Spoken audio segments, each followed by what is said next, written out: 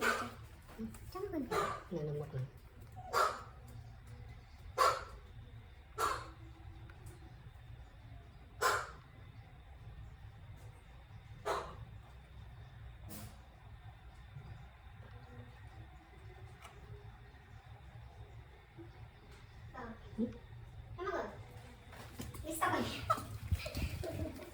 No, okay. Ta stop cho ngày này hả? Ngợp đi, tạ thìn thương tạ thìn nhoi. Mơ, ai ra mình sao cái con pơ. À con pơ cái nè, con pơ cho ai dừng kèo. Con pơ cho ai dừng kèo, con pơ. Quay.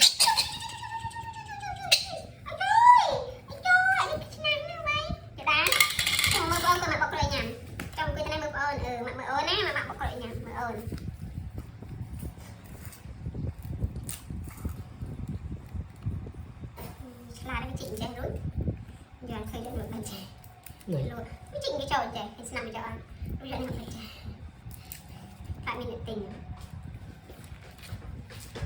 Chỉnh chung chung dặn chung chung. Chỉnh chung chung dặn chung chung. Chỉnh chung chung cái chung chung chinh.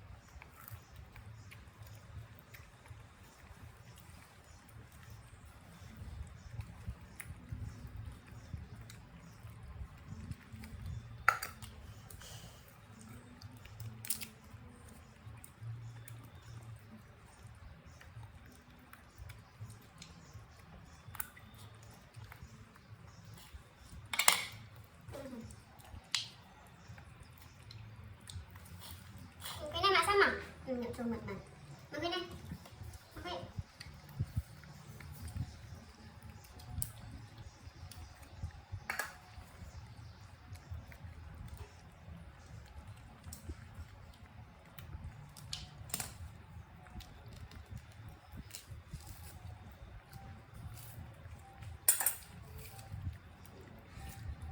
Cái này phải anh chơi cái bàn này.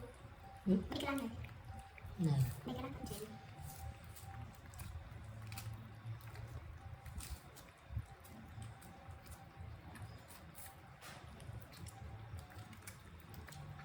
Mấy cái lăng còn tránh tôi ổn định bao giờ nào. Sáng bắt cho đây thì.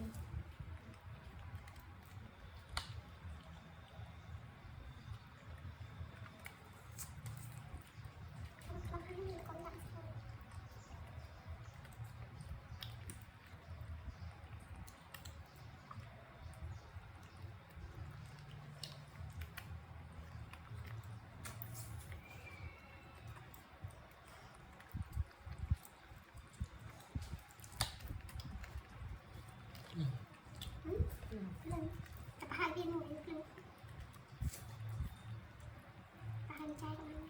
Cái này bắt đầu.